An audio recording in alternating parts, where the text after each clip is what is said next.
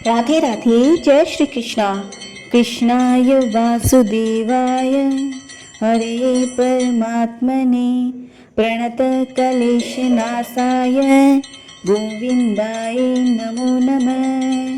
हरे कृष्णा हरे कृष्णा। आप सभी को सावन पुत्रदा एकादशी की हार्दिक शुभकामनाएं। श्रावण मास की शुक्ल पक्ष की एकादशी को पुत्रदा एकादशी कहा जाता है। यह व्रत विशेष रूप से उन दंपतियों के लिए वरदान है जो संतान सुख की कामना करते हैं। पुत्रदा एकादशी का व्रत करने से न केवल संतान की प्राप्ति होती है बल्कि समस्त पापों का नाश होकर जीवन में सौभाग्य, शांति एवं आध्यात्मिक उन्नति प्राप्त होती है। अब प्रस्तुत है एक दिव्य कथा जो स्वयं भगवान श्री कृष्ण ने धर्मराज युधिष्ठिर को सुनाई थी। श्री पद्म पुराण में वर्णित पौराणिक कथा के अनुसार महाराज युधिष्ठिर ने पूछा, हे मधुसूदन, श्रावण मास के शुक्ल पक्ष में किस नाम की एकादशी आती है? कृपया उसका भी वर्णन कीजिए। तब भगवान श्री कृष्ण बोले, राजन, प्राचीन काल की बात है। द्वापर युग के प्रारंभ का समय था। महिष्मती नगरी में राजा महिजीत अपने राज्य का पालन पोषण करते थे, किंतु उन्हें कोई पुत्र नहीं था, इसलिए वह राज्य उन्हें सुखदायक नहीं लगता था। अपनी अवस्था अधिक देखकर राजा को बड़ी चिंता होने लगी। उन्होंने प्रियजनों के बीच बैठकर एक दिन इस प्रकार कहा, प्रियजनों, इस जन्म में मुझसे कोई पाप हुआ है। मैंने अपने खजाने में अन्याय से कमाया हुआ धन भी कभी नहीं जमा किया। ब्राह्मणों और देवताओं को धन भी मैंने कभी नहीं लिया है। पुत्रव्रत प्रजा का पालन किया है। धर्म से पृथ्वी पर अधिकार जमाया है। दुष्टों को चाहे वे बंधु हो या पुत्रों के समान ही क्यों न हो, मैंने उन्हें हमेशा दंड दिया है। शिष्ट पुरुषों का सदैव सम्मान किया है और किसी को द्वेष का पात्र कभी नहीं समझा। फिर क्या कारण है जो मेरे घर में आज तक पुत्र उत्पन्न ही नहीं हुआ? आप लोग कृपया इस पर विचार करें। राजा के यह वचन सुनकर प्रजा और पुरोहितों के साथ कुछ ब्राह्मणों ने उनके हित का विचार करने गहन वन में चले गए। राजा का कल्याण चाहने वाले वे सभी लोग इधर उधर घूमकर ऋषि सेवित आश्रमों की तलाश करने लगे। उन्हें इतने में ही एक आश्रम पर मुनि श्रेष्ठ लोमस जी के दर्शन हुए। लोमस जी ने धर्म के तत्वज्ञ, संपूर्ण शास्त्रों के विशिष्ट विद्वान, दीर्घायु और महात्मा थे। उनका शरीर लोम से भरा हुआ है। वे ब्रह्मा जी के समान तेजस्वी। एक एक कल्प बीतने पर उनके शरीर का एक लोम अर्थात रोम विक्षीर्ण होता है, टूटकर गिरता है, इसलिए उनका नाम लोमश हुआ। वे महामुनि तीनों कालों की बात जानते हैं। उन्हें देखकर सभी लोगों को बड़ा हर्ष हुआ। लोगों को अपने निकट आया देखकर लोमश ऋषि ने पूछा, तुम सब लोग यहाँ किस लिए आए हो? आपने आने का कारण बताओ। तुम लोगों के लिए जो भी हितकर कार्य होगा उसे मैं अवश्य ही करूँगा। प्रजाजनों ने कहा, हे ब्राह्मण, इस समय महिजीत नामक एक राजा है। उन्हें कोई पुत्र नहीं है। हम लोग उनकी ही प्रजा हैं, जिनका उन्होंने पुत्र की तरह पालन किया है, लेकिन उन्हें पुत्रहीन देखकर उनके दुख से दुखी होकर हम तपस्या करने का दृढ़ निश्चय करके यहाँ आए हैं। हे द्विजोतम, राजा के भाग्य से हमें इस समय आपका दर्शन प्राप्त हुआ है और महापुरुषों के दर्शन से ही मनुष्य के सब कार्य सिद्ध हो जाते हैं।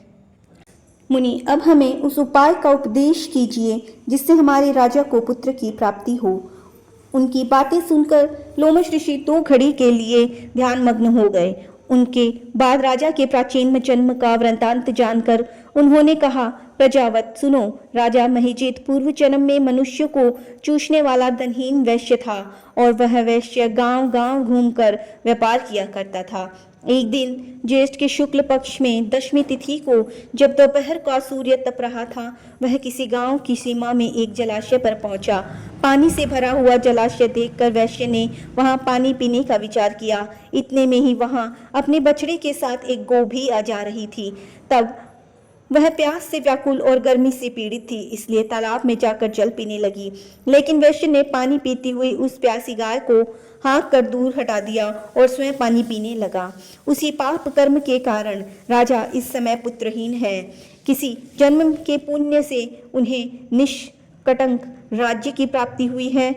प्रजाजनों ने कहा, मुनि, किंतु पुराणों में तो उल्लेख है कि प्रायश्चित रूप पुण्य से ही पाप नष्ट होते हैं। इसलिए कृपया ऐसे पुण्य कर्म का उपदेश कीजिए जिससे उस पाप का नाश हो सके। तब लोमश ऋषि बोले, प्रजाजनों, श्रावण मास के शुक्ल पक्ष में जो एकादशी होती है वह पुत्रदा के नाम से जानी जाती है। वह मनोवांछित फल प्रदान करने वाली होती है। तुम सब उसी व्रत का पालन करो। यह सुनकर प्रजाजनों ने मुनि को नतमस्तक होकर प्रणाम किया और नगर में आकर विधि पूर्वक पुत्रदा एकादशी के व्रत का अनुष्ठान किया। उन्होंने विधि पूर्वक जागरण भी किया और उसका निर्मल पुण्य राजा को अर्पण कर दिया।